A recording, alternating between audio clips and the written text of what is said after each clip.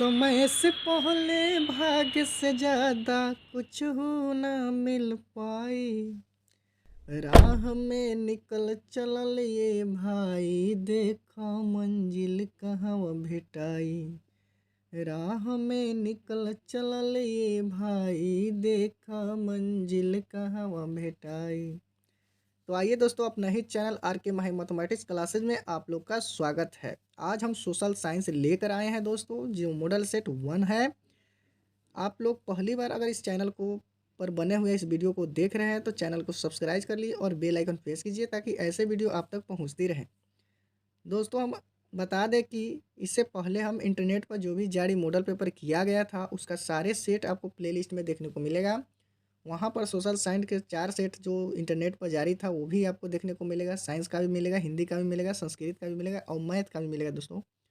तो सबसे पहले वहाँ जाकर आप सारे वीडियो को देखें और इस वीडियो को अंत तक देखें और उसके बाद लाइक, सब्सक्राइब और दोस्तों के पास शेयर कीजिएगा। ठीक है दोस्तों, तो ज़्यादा आपके समय को ना गंवाते हुए हम चलते हैं क्वेश्चन नंबर 1 की ओर।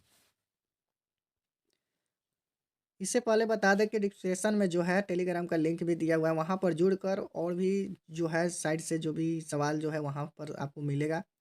जो बोर्ड का जो क्वेश्चन पेपर जो भी वायरल होता है वो भी आपको वहाँ पर देखने को मिलेगा। तो उससे पहले आप टेलीग्राम चैनल को ज्वाइन कर लीजिए, इसके डिस्क्रिप्शन में आपको लिंक मिल जाएगा। ठीक है दोस्तों, तो चलिए हम लोग क्वेश्चन नंबर 1 में देखते हैं। जर्मनी के एकीकरण में किसकी भूमिका महत्वपूर्ण थी? तो जर्मनी के एकीकरण में सबसे ज़्यादा महत्वपूर्ण भूमिका आपका बिस्मार्क का था, जो ऑप्शन नंबर ए जो है बतलाता है। चलिए आगे हम लोग देखते हैं। रक्त और लौ की नीति के अवलंबन किसने किए थे? रक्त और लौ की नीति के अवलंबन किसने किए थे? यहाँ पर ध्यान दीजिए दोस्तों, ऑप्शन नंबर बी आपका राइट आंसर है। ए भी बिस्मार्क के द्वारा था। ठीक है दोस्तों, चलिए आगे हम लोग देखते हैं। यहाँ पर ध्यान दिया जाए, अच्छी किस्मत बनाने के लिए अपने किस चीज़ को बदलना पड़ता है? सोच को बदलना पड़ता है दोस्तों। तो जैसे सोच बदलोगे वैसे तुम्हारी किस्मत में परिवर्तन ही आएंगे। ठीक है दोस्तों, चलिए आगे हम लोग देखते हैं। वार एंड पीस किसने लिखा? वार एंड पीस किसने लिखा? तो ऑप्शन नंबर 3 का ए नंबर राइट आंसर सही है। टॉल स्टायर ने लिखा। ध्यान दीजिए, अगला प्रश्न क्या कहता है। रूस में कब दास्त समाप्त हुआ था? तो यहाँ पर आपका ऑप्शन नंबर 4 का राइट आंसर आपका डी जो है 1861 में समाप्त हुआ था। सोवियत संघ का विघटन हुआ था। तो सोवियत संघ का विघटन आपका 1991 में हुआ था। ठीक है दोस्तों, आगे हम लोग देखते हैं यहाँ पर। चलिए अगला प्रश्न क्या कहता है मेरा। कार्ल मार्क्स का जन्म कहाँ हुआ था? तो कार्ल मार्क्स का जन्म जो था आपको बता दे, 6 का आपका बी नंबर राइट आंसर है। कार्ल मार्क्स का जन्म जर्मनी में हुआ था। हिंद चीन में सबसे हिंद चीन में बसने वाले फ्रांसीसी कहे जाते हैं। तो हिंद चीन में बसने वाले फ्रांसीसी को क्या कहा जाते हैं? कुलोन कहा जाता है। क्या कहा जाता है दोस्तों? कुलोन कहा जाता है। ठीक है दोस्तों, चलिए आगे। कहा जाता है दोस्तों, आप अपने भाग को बदल नहीं सकते हैं, तो आप अपने सोच को बदलिए और आपका सोच ही आपका भाग का निर्णय करता है। ठीक है दोस्तों, आगे हम लोग चलते हैं। हिंद चीन में अंतिम युद्ध की समाप्ति के समय अमेरिका की राष्ट्रपति कौन थे? हिंद चीन में अंतिम युद्ध की समाप्ति के समय अमेरिका के राष्ट्रपति कौन थे? तो 8 का आपका राइट आंसर जो है दोस्तों डी नंबर है। क्या है? निक्सन थे। ठीक है, हो चिन मिह की सरकार थी। तो हो चिन मिह की सरकार क्या थी? तो ए नंबर आपका ऑप्शन नंबर है दक्षिणी वियतनाम में था। ठीक है दोस्तों, चलिए आगे हम लोग क्वेश्चन नंबर 10 को देखते हैं। क्वेश्चन नंबर 10 में क्या कहता है। जलियांवाला बाग हत्याकांड के विरोध में किसने अपनी नाइटहुड की उपाधि त्याग कर दी? तो जलियांवाला हत्याकांड में किसने अपनी नाइटहुड की उपाधि त्याग कर दी? तो ध्यान दीजिए दोस्तों, ऑप्शन नंबर 10 का आपका बी नंबर आंसर है, रविंद्रनाथ टैगोर। ठीक है, चलिए आगे हम लोग देखते हैं। आर्य समाज के संस्थापक कौन थे? तो आर्य समाज के संस्थापक जो थे यहाँ पर C number option number right है, स्वामी दयानंद सरस्वती थे। ठीक है दोस्तों, आगे हम लोग चलते हैं क्वेश्चन नंबर 12 की ओर। क्वेश्चन नंबर 12 मेरा क्या कहता है दोस्तों। पूर्ण स्वराज की मांग का प्रस्ताव कांग्रेस के किस वर्ष अधिवेशन में पारित हुआ? पूर्ण स्वराज की मांग का प्रस्ताव कांग्रेस के किस वर्ष अधिवेशन में पारित हुआ? तो 12 का आपका राइट आंसर दोस्तों डी नंबर है, जो 1929 में लाहौर में हुआ था। ठीक है दोस्तों, आगे हम लोग देखते हैं। इंडियन स्टैट्यूटरी कमीशन का अन्य नाम क्या है? इंडियन स्टैट्यूटरी कमीशन का अन्य नाम क्या है? तो 13 का आपका राइट आंसर दोस्तों क्या हो जाता है? ए नंबर है, साइमन कमीशन हो जाएगा। ठीक है दोस्तों, साइमन कमीशन। चलिए आगे हम लोग देखते हैं दोस्तों। चलिए यहाँ पर क्वेश्चन नंबर 14 को हम लोग देखते हैं। यहाँ पर लिखा हुआ है अखिल भारतीय ट्रेड यूनियन कांग्रेस की स्थापना के साथ अध्यक्ष थे। अखिल भारतीय ट्रेड यूनियन कांग्रेस के स्थापना के साथ अध्यक्ष थे, तो कौन थे अध्यक्ष उस समय का? तो आपका 14 का ऑप्शन नंबर बी है, लाला लाजपत राय थे। ठीक है दोस्तों, चलिए आगे हम लोग देखते हैं। वाष्प चलित इंजन का आविष्कार किसने किया था? तो वाष्प चलित इंजन का आविष्कार किसने किया था? तो 15 का आपका राइट आंसर सी नंबर है, जॉर्ज स्टीफेसन ने किया था। ठीक है दोस्तों, चलिए आगे हम लोग देखते हैं। चलिए यहाँ पर देखिए दोस्तों, and steel Tata iron and steel company की स्थापना कब की गई थी? टाटा आयरन और स्टील कंपनी की स्थापना कब की गई थी? तो दोस्तों 16 के आपका राइट आंसर हम बता दें दोस्तों। यहाँ पर 16 के आपका राइट आंसर जो होगा डी नंबर होगा, जो 1907 में होगा। ठीक है। तख्त श्री हरमंदिर साहब कहाँ स्थित है? तो 17 का आपका राइट आंसर दोस्तों हो जाएगा, 17 का आपका राइट आंसर ए नंबर हो जाएगा, पटना हो जाएगा। ठीक है। चलिए आगे हम लोग देखते हैं। सासाराम में किस ऐतिहासिक शासक का मकबरा है? सासाराम में किस ऐतिहासिक शासक का मकबरा है? तो 18 का आपका राइट आंसर दोस्तों हो जाता है बी नंबर। क्या हो जाता है? बी नंबर, शेरशाह सूरी का द्वार। ठीक है। चलिए आगे हम लोग देखते हैं। खुशी तो तब मिलती है जब अपने सपनों को साकार होते हैं। अपने सपने तो साकार तब होते हैं जब उनके कर्मों में दम होते हैं। चलिए आइए दोस्तों देखते हैं, नई आर्थिक नीति कब लागू हुआ? नई आर्थिक नीति कब लागू हुआ? तो सी नंबर होगा, 1921 में हुआ था। ठीक है दोस्तों, चलिए आगे हम लोग देखते हैं। किस अमेरिका राष्ट्रपति ने न्यू डील की लागू की थी? न्यू डील की लागू की थी। तो यहाँ पर 20 नंबर का राइट आंसर दोस्तों हो जाता है, डी नंबर हो जाता है, एफ डी। क्या हो जाता है? एफ डी जरवेट। ठीक है। चलिए आगे हम लोग देखते हैं। इंग्लैंड में मुद्रण काल की शुरुआत किसने की थी? इंग्लैंड में मुद्रण काल की शुरुआत किसने की थी? 21 का ए नंबर है, कैक्सटन ने की थी। ठीक है दोस्तों, आगे हम लोग देखते हैं। आगे हम लोग देखते हैं यहाँ पर गुट गुटन गुटनवर्ग का जन्म कब हुआ था? तो 22 का आपका राइट आंसर जो हो जाता है दोस्तों, बी नंबर है, जर्मनी में हुआ था। निम्नलिखित में कौन नवीकरणीय संसाधन है? निम्नलिखित में कौन नवीकरणीय संसाधन है? तो आपका सी नंबर होगा, जल होगा। ठीक है दोस्तों, आगे हम लोग देखते हैं। किस मृदा में हुमस की मात्रा नगण्य होती है? तो किस मृदा में हुमस की मात्रा नगण्य होती है? 24 का आपका राइट आंसर आपका दोस्तों डी है, पर्वतीय मृदा में। ठीक है दोस्तों, यहाँ पर देख लीजिए, पर्वतीय मृदा में। चलिए 25 नंबर क्या कहता है दोस्तों, भारत की प्रथम राष्ट्रीय जल नीति कब अपनाई गई? भारत की प्रथम राष्ट्रीय नीति कब अपनाई गई थी? तो यहाँ पर 25 का आपका राइट आंसर दोस्तों हो जाता है ए नंबर, सितंबर 1987 को हुआ था। ठीक है दोस्तों, चलिए आगे हम लोग देखते हैं। विश्व में सर्वाधिक वनवरण वाला देश कौन है? विश्व में सर्वाधिक वनावरण वाला देश कौन है? तो 26 का आपका राइट आंसर बी है, जो रूस है। ठीक है दोस्तों, चलिए आगे हम लोग देखते हैं। उसके बाद क्या लिखा हुआ है, दुधवा राष्ट्रीय उद्यान कहाँ है? दुधवा राष्ट्रीय उद्यान कहाँ है? 27 का आपका राइट आंसर सी है, उत्तर प्रदेश में। ठीक है दोस्तों, चलिए आगे हम लोग क्वेश्चन देखते हैं। कहा जाता है दोस्तों, यहाँ पर इनमें कौन सी अकार्बनिक खनिज है? तो कौन सी अकार्बनिक खनिज है? 28 का आपका राइट आंसर दोस्तों हो जाता है डी नंबर, अभ्रक है। ठीक है। उसके बाद क्या है, पायराइट किस प्रकार की खनिज है? पायराइट किस प्रकार की खनिज है? तो यहाँ पर 29 का आपका राइट आंसर ये हो जाएगा, धात्विक खनिज होगा। ठीक है दोस्तों, चलिए आगे देखते हैं। कौन सा कोयला कौन सा कोयला घाटिया किस्म का है? कौन सा कोयला घाटिया किस्म का है? तो बी नंबर आपका राइट आंसर है, पीट है। ठीक है दोस्तों, चलिए आगे हम लोग देखते हैं। 31 नंबर क्या कहता है दोस्तों, यहाँ पर बहुत अच्छा प्रश्न आपको मिलने को देखने को मिल रहा है दोस्तों। भारत का सबसे बड़ा खनिज तेल उत्पादन क्षेत्र कौन है? भारत का सबसे बड़ा खनिज तेल उत्पादन क्षेत्र कौन है? तो 31 का आपका राइट आंसर दोस्तों हो जाता है सी नंबर, मुंबई हाई। ठीक है। चलिए आगे देखते हैं। सौर ऊर्जा के उत्पादन के लिए सर्वाधिक उपयुक्त राज्य है? सौर ऊर्जा के उत्पादन के लिए सर्वाधिक उपयुक्त राज्य है? तो 32 का दोस्तों आपका राइट आंसर हो जाता है दोस्तों। 32 का आपका राइट आंसर कौन सा होगा? डी नंबर, राजस्थान है दोस्तों। चलिए आगे देखते हैं। इनमें से कौन रोपण फसल नहीं है? इनमें से कौन रोपण फसल नहीं है? तो 33 का आपका राइट आंसर ए नंबर हो जाएगा, चाय जो है रोपण फसल नहीं है। ठीक है दोस्तों, कहा जाता है जमाने से नहीं तन्हाई से डरता हूँ, प्यार से नहीं रुसवाई से डरता हूँ, मिलने की उम्मीद कम है लेकिन मिलने के बाद आप लोगों की जुदाई से डरता हूँ। तो दोस्तों चैनल को सब्सक्राइब किए हैं तो आप लोग के जुदाई से तो नहीं है जुदा होंगे, पर आप लोग 10th क्लास की परीक्षा देने के बाद तो निश्चित तौर पर जुदाई का बात हो ही जाएँगे। चलिए वो सारी बातें तो होती रहेगी। चलिए आगे हम लोग देखते हैं क्वेश्चन नंबर, भारत में चाय की कृषि कहाँ शुरू हुई थी? ठीक है? तो भारत में चाय की कृषि कहाँ शुरू हुई थी? तो 34 का आपका दोस्तों हो जाता है आंसर बी नंबर असम का हो जाएगा। क्या हो जाएगा दोस्तों? असम का। चलिए आगे देखते हैं। दुर्गापुर स्टील प्लांट किस राज्य में है? दुर्गापुर स्टील प्लांट किस राज्य में है? 35 का आपका सी नंबर राइट आंसर हो जाता है दोस्तों। 35 का सी नंबर कौन-सा होगा? पश्चिम बंगाल में होगा। ठीक है दोस्तों? तो आप लोग बने रहें, वीडियो को अंत तक देखें और उसके बाद चैनल को सब्सक्राइब कीजिए, बेल आइकन प्रेस कीजिए। चलिए आगे देखते हैं दोस्तों, हारता वो है जिनके सपनों में दम नहीं होते। सपने तो वे होते हैं जो सोने ही नहीं देते हैं। दिन के देखे हुए सपने ही सच होते हैं, रात के देखे हुए सपने तो सपने ही बनकर रहते हैं। अगर आप अपनी ज़िंदगी को बदलना चाहते हैं तो अपनी सोच को बदलिए और अपनी सोच आपकी ज़िंदगी को बदल ही देगा दोस्तों।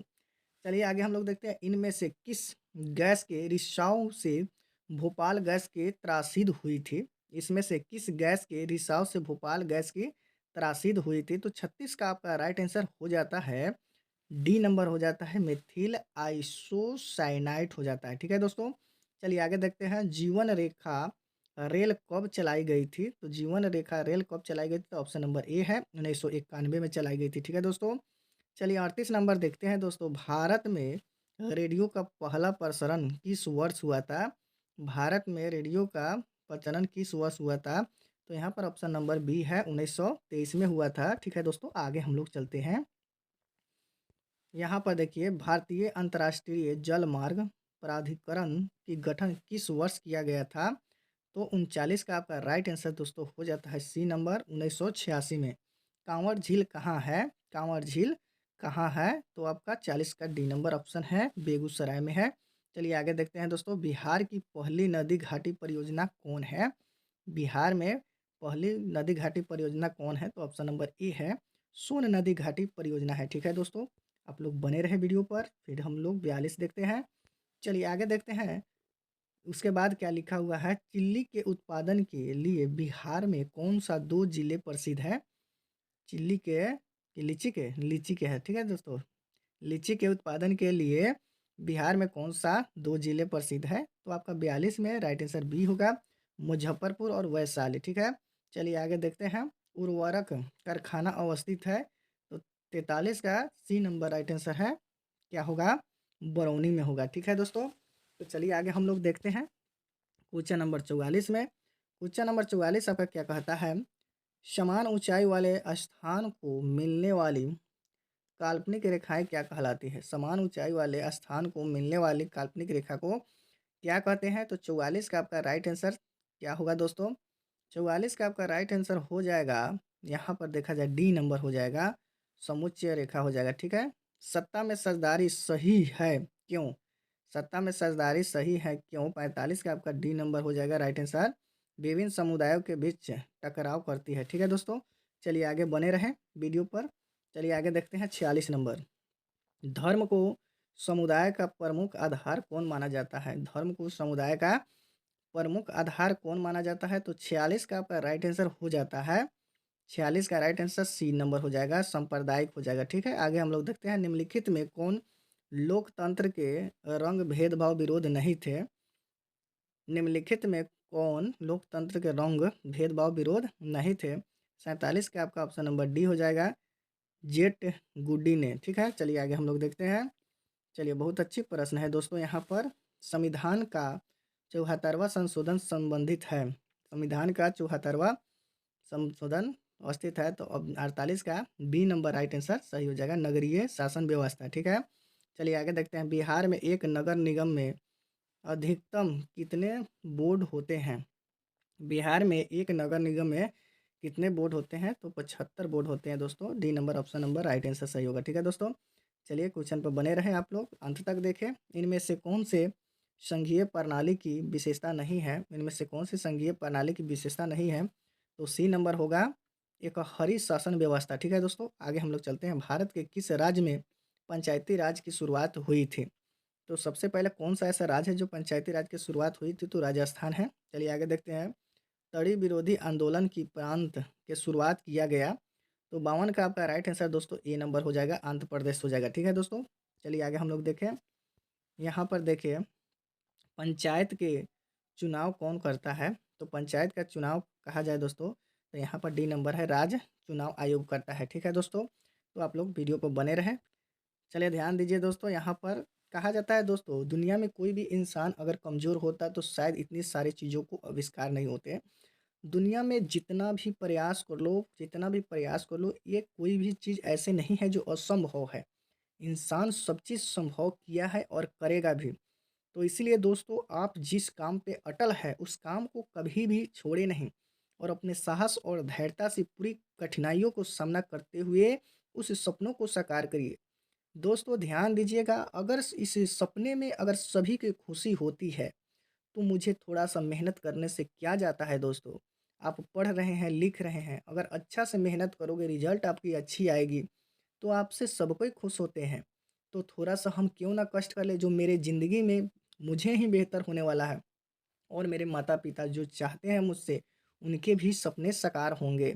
तो फिर किस देर की दोस्तों, आज से अभी से लग जाइए, जो भी आपके पास समय है, उस समय में एक नई सोच बनाइए दोस्तों, हमको बेहतर करना है क्योंकि दुनिया में जितने भी इंसान हैं, सभी के लिए 24 घंटा ही रखा गया। उसी 24 घंटा में इंसान अपने समय को कैसे व्यवस्थित करते हैं वो आप सोचिए। आप जो भी करते हैं, सोच समझकर उस काम को कीजिए, जो जिसमें आपका भला होता है उसको कीजिए और जिससे बुरा होता है उसको त्याग कीजिए दोस्तों।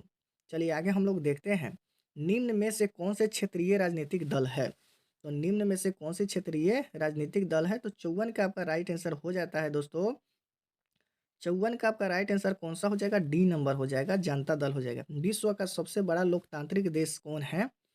तो विश्व का सबसे बड़ा लोकतांत्रिक देश आपको 55 का सी नंबर, जो आप भारत देश में है तो भारत ही है। ठीक है दोस्तों, चलिए आगे हम लोग देखते हैं क्वेश्चन नंबर 56 की ओर। इनमें कौन सी एक बात लोकतांत्रिक व्यवस्था के अनुरूप नहीं है? इनमें से कौन सी एक बात लोकतांत्रिक व्यवस्था के अनुरूप नहीं है? तो 56 का आपका राइट आंसर बी हो जाता है, बहुसंख्यकों की शासन। चलिए, भारत एक लोकतांत्रिक राज्य है, निम्न में से किसमें यह घोषणा की गई थी? तो 57 का आपका ए नंबर राइट आंसर है, प्रस्तावना में। ठीक है, चलिए आगे हम लोग देखते हैं। चलिए, बहुत अच्छी बात है, भारत के लोकतंत्र की क्या चुनौती है? तो भारत के लोकतंत्र की क्या चुनौती है? तो डी नंबर इसमें से सब है, जातिवाद, आतंकवाद, परिवारवाद। ठीक है दोस्तों, चलिए आगे देखते हैं, निम्नलिखित में कौन सा कदम लोकतांत्रिक सुधार का सूचक है? तो निम्नलिखित में से कौन सा लोकतांत्रिक सुधार का सूचक है? 59 का आपका राइट आंसर सी हो जाएगा, पंचायती राज। चलिए आगे देखते हैं, योजना आयोग का गठन कब हुआ था? योजना आयोग का गठन कब हुआ था? तो 60 का बी नंबर होगा, मार्च 1950 का हुआ था। ठीक है दोस्तों, चलिए आगे हम लोग देखते हैं, उत्पादन के साधनों पर निजी व्यक्तियों का स्वामित्व होता है। उत्पादन के साधनों पर निजी व्यक्तियों का स्वामित्व होता है, तो ए नंबर राइट आंसर है, पूंजीवादी अर्थव्यवस्था में। चलिए आगे देखते हैं, गैस और बिजली उत्पादन किस क्षेत्र का अंग है? गैस और बिजली उत्पादन किस क्षेत्र का अंग है? 62 का आपका राइट आंसर दोस्तों हो जाता है, बी नंबर आपका राइट आंसर है, द्वितीयक क्षेत्र है। ठीक है, आगे हम लोग देखते हैं, भारत में सर्वप्रथम राष्ट्रीय आय का अनुमान कब लगाया गया था? भारत में सर्वप्रथम राष्ट्रीय आय का अनुमान कब लगाया गया था? तो 63 का ऑप्शन नंबर क्या हो जाएगा? बी नंबर है, 1868 ईस्वी में। ठीक है दोस्तों, चलिए आगे हम लोग देखते हैं, 64 क्या कहता है, प्रोपीसी प्रोपीसी महालनोबिस की अध्यक्षता में किस समिति का गठन किया गया था? तो यहाँ पर 64 का आपका राइट आंसर हो जाता है दोस्तों, ए नंबर, राष्ट्रीय आय समिति। ठीक है, आगे देखते हैं, बांग्लादेश की मुद्रा क्या है? तो बांग्लादेश की मुद्रा आपको 65 का राइट आंसर जो हो जाता है, सी नंबर होगा दोस्तों, टक्का में होगा। ठीक है, चलिए आगे हम लोग देखते हैं, क्वेश्चन नंबर 66 में, आधुनिक युग के प्रगति का श्रेय मुद्रा को ही क्या, यह कथन किसका है? तो 66 का आपका राइट आंसर दोस्तों सी नंबर हो जाएगा, मार्क्सल का है। ठीक है दोस्तों, वीडियो पर बने रहे। चलिए आगे देखते हैं, क्वेश्चन नंबर 67 में, प्राथमिक कृषि साख समिति कृषियों को किस प्रकार का ऋण प्रदान किया करती है। तो 67 का आपका राइट आंसर जो सही हो जाएगा ए नंबर है अल्पकालीन, ठीक है। प्रोमोन्यूनिस का संबंध किस देश से है? तो 68 का आपका राइट आंसर जो हो जाता है दोस्तों डी नंबर है बांग्लादेश के। इनमें से कौन आर्थिक आरंभभूत संरचना नहीं है? तो चलिए 69 का आपका राइट आंसर हो जाता है सी नंबर, यहाँ पर स्वास्थ्य है, ठीक है दोस्तों। चलिए आगे हम लोग देखते हैं 70 में। 70 में क्या कहता है ऊर्जा का स्रोत क्या है? तो ऊर्जा का स्रोत आपका ऑप्शन नंबर डी है जो कोयला, पेट्रोल और विद्युत है, ठीक है। 71 में देखते हैं 1995 में निम्न में से कौन सा अस्तित्व आय है? तो 71 का आपका राइट आंसर दोस्तों ए नंबर हो जाएगा WTO, ठीक है। चलिए आगे देखते हैं भारत में वैश्वीकरण की प्रक्रिया कब शुरू हुई? तो 72 का आपका राइट आंसर ए है 1991 में शुरू हुई थी, ठीक है। चलिए आगे हम लोग देखते हैं क्वेश्चन नंबर 73 में। पार्ले समूह के थॉमस ऑफ ब्रांड को किस बहुराष्ट्रीय कंपनी ने खरीदी लिया? तो यहाँ पर ध्यान दिया जाए 73 का आपका राइट आंसर बी है कोको कोला। भारत सरकार ने सूचना का अधिकार अधिनियम कब पारित किया गया था? तो 74 का आपका डी नंबर है 1905 में। आकस्मिक प्रबंधन का मुख्य घटक है? तो आकस्मिक प्रबंधन का मुख्य घटक आपका डी नंबर है इनमें से सभी है, ठीक है दोस्तों। चलिए आगे हम लोग देखते हैं। ध्यान दिया जाए भूस्खलन की अभिप्राय है? तो 76 का आपका राइट आंसर जो दोस्तों सी नंबर है चट्टानों का खिसकना। चलिए आगे देखते हैं। नदियों में बाढ़ आने का प्रमुख कारण है? तो इनमें से नदियों का बाढ़ आने का प्रमुख कारण 77 का ए नंबर है वर्षा अधिक होना, ठीक है दोस्तों। चलिए आगे हम लोग देखते हैं 78 की ओर। चलिए ध्यान दिया जाए। विनाशकारी भूकंप से बिहार किस वर्ष प्रभावित हुआ? तो विनाशकारी भूकंप से बिहार किस वर्ष प्रभावित हुआ? तो ऑप्शन नंबर डी है 1934 में। इनमें कौन सी प्राकृतिक आपदा नहीं है? तो इसमें से कौन प्राकृतिक आपदा नहीं है? तो ऑप्शन नंबर सी है आतंकवाद। किस भूकंपीय तरंग की गहनता सबसे कम होती है? तो किस भूकंपीय तरंग की गहनता सबसे कम होती है? तो एल तरंग है, ठीक है दोस्तों। तो आज के लिए इतना ही। आप लोग को बता दें दोस्तों जो काम आप करते हैं आप उसको दिल से कीजिए ताकि उसमें आपका जो भी समय आप दे रहे हैं वो व्यर्थ ना जाए।